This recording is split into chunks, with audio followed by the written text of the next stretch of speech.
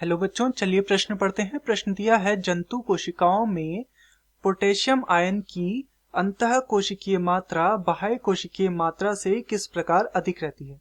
तो इस प्रश्न में हमसे पोटेशियम आयन की जो मात्रा है या जो उनकी सांद्रता है वो अंदर की ओर अधिक क्यों रहती है कोशिका के भीतर, उस विषय में पूछा गया है।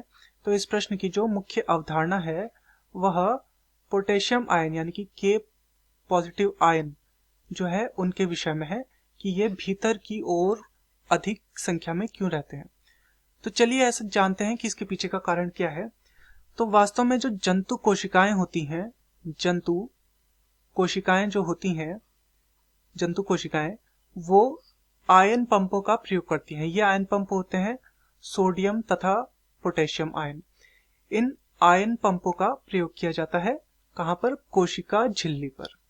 कोशिका झिल्ली पर, कोशिका झिल्ली पर इन आयन पंपों का प्रयोग किया जाता है।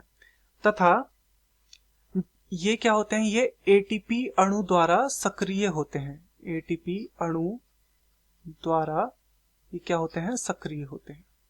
सक्रिय ऐसा होने पर क्या होता है कि तीन अणु जो सोडियम के होते हैं वह बाहर की ओर जाते हैं, बाहर भेजे जाते हैं, तथा दो अणु जो होते हैं पोटेशियम आयन के वो भेजे जाते हैं भीतर की ओर, भीतर की ओर।